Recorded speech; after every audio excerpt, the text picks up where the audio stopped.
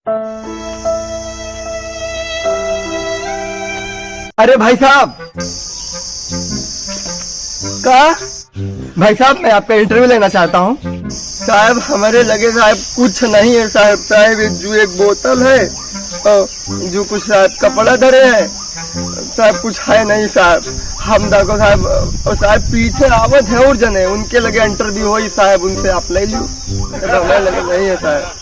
अरे नहीं नहीं भाई साहब, मैं प्री न्यूज से आया हुआ हूँ और मैं आपसे कुछ सवाल पूछना चाहता हूँ।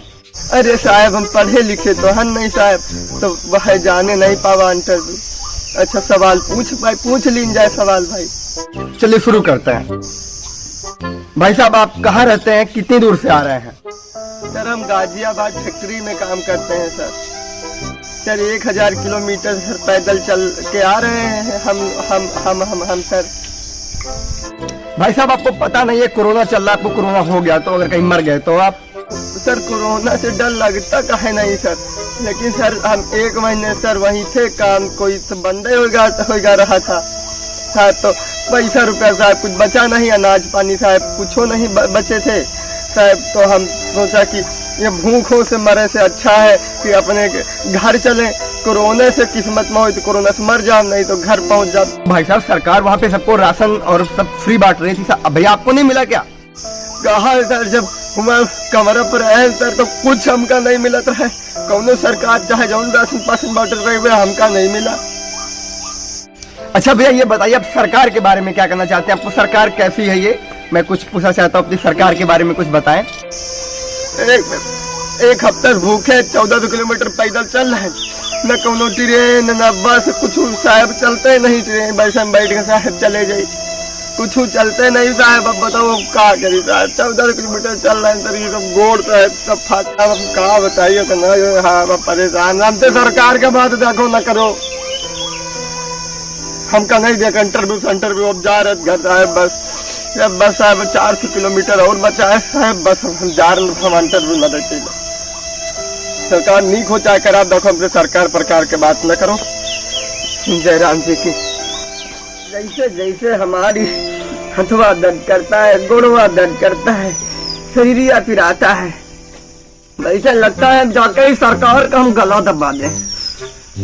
बड़ा खुश होके बड़ा उम्मीद से सरकार को हम वोट दिए थे, लेकिन अब जब हमारा सहायता करने का नौबत आया तो सरकार अपना हथवे खींच ली। न हमारा लिए बस चलवाई, न हमारा खाना का इंतजाम की। हम साला 1000 किलोमीटर पैदल चले, अब तो भूखों मर गए, लेकिन सरकार ने हमरे खातिर कोई इंतजाम नहीं किया। किसी ने बस भी भिजवाया तो सरकार ने उसको भी वापस करवा दिया।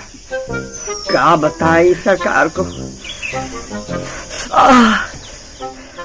अब हम मजदूरों का दर्द, अब आने दो ससुरा कौनो नेता को आ जाए हमारा दुआरे वोट मांगने। अनपढ़ है लेकिन इतने भी बेवकूफ नहीं कि दोबारा उन नेताओं के हम तलवे जाके दोबारा फिर इनको वोट दे दें। लेकिन यार सरकार तो सुना है बहुत अच्छा काम कर रही है। हम लोग इतना दूर पैदल चल के आए, इतना थक हार के आए हैं, तो सरकार हमारा इंटरटेनमेंट के लिए LED लगवा रही है गांव गांव, मोहल्ले मोहल्ले।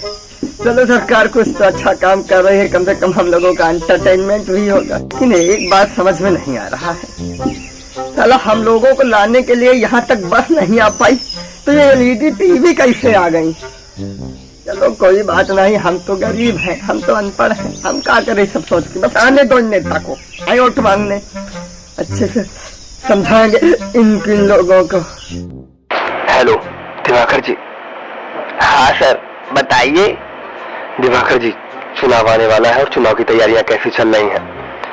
अब क्या बताएं सर आपको। सर जो जनता है, जितना भी मजदूर वर्ग है, वो बहुत दुखी है अपनी पार्टी से। अब हमको तो नहीं लगता इस बार अपना पार्टी जीतेगी और ये मजदूर वर्ग अपना पार्टी को वोट देगा। दिवाकर जी उसकी चिंता आप मत करिए। ये जो मजदूर वर्ग होता है ना, बस इसको थोड़ा सा लालच दो, अपना एजेंडा बताओ, उनके फायदे की बात करो, और चुनाव आने से पहले हमारी पार्टी उनको कुछ ना कुछ पैसा कुछ उनके खाते में भेज देगी, कुछ थोड़ा सा उनको लाभ दे देगी, बस जनता खुश हो जाएगी। अब आप नहीं जानता है, अभी आप नए हैं राजनीति में, अभी आप ही यूपी बिहार की जनता को नहीं जानता है। तनिके में खुश हो जाती है और तनिके में नाराज हो जाती है। ठीक है, फोन रखते हैं, आप तैयारियां कीजिए। जी नेताजी। अरे नमस्कार भैया। को भैया? अरे भैया हम हैं नेता। अरे चुनाव आने वाला है तो आपसे वोट मांगने आए हैं। हमरे द्वारे देखो नेता चले जाओ, हमसे वोट न मांगो। जब हम पैदल चलित रहे तो कोई नहीं आवा, जो खाए नहीं रहे तो कोई नहीं आवा। अब वोट मांगे आए हो आप लोग, हम कहो वोट न जाबे, हम जरे बुतान बैठन। अरे वो सब छोड़िए ना भैया, हम ही कह रहे हैं अगर आप हमको जिताते हैं, हम जीतते हमारी पार्टी जीतती है तो भैया आपको फ्री लाइट आपके घर में दी जाएगी। अच्छा, बिजली फ्री मिलेगी? अरे नल वल का व्यवस्था आपके दरवाजे करवा देंगे ना भैया। कॉलोनी में मिली? अरे आपको पक्का घर यानी आवास दिया जाएगा। अरे आपको हम वो आपका पेंशन भी बनवा देंगे, बेरोजगार पेंशन। बहुत सारी स्कीम का फायदा दिलवाएंगे आपको। अब चिंता काहे करते हैं महाराज? अरे आपका रे वादा है तो ठीक। अरे नेताजी आप चिंता काहे करत तुम? अरे आप जितावा जाई, हमारे तो वोट पक्की नेताजी। देख लीजिए आपके खतवा में सरकार 2000 रुपया भी भेज दी है। अच्छा 2000 रुपया सरकार भेज दी खाते? अरे नेताजी सरकार से अच्छी कोई सरकार है ये नहीं। चलो नेताजी तुम चिंता न करो, हम सब वोट तुम्हें पंचन कर दे, तुम्हें वो कर दे पक्का। हमारा वोट तो पक्की नहीं। चुनाव हुआ, नेताजी एक बार फिर चुनाव जीत गए। फिर हुआ क्या? वही हुआ जो हर बार होता है। नेताजी एक बार फिर 5 साल के लिए गायब से हो गए। और भाई साहब को क्या मिला? न फ्री लाइट मिली, न मिली कॉलोनी। तो जी हाँ भैया, यही होता है। ये नेता लोग हमारे साथ में गंदी राजनीति करते हैं, चुनाव जीतने के लिए सच और झूठ के वादे करते हैं और फिर भूल जाते हैं। हम जो कि त्यों रह जाते हैं। साल भर हम इन नेताओं की मार खाते हैं और चुनाव के समय इनके झूठे वादे और इनके द्वारा दिए गए थोड़े से लालच को देखकर हमारे मन में लालच आ जाता है और हम फिर इनको जिता देते हैं।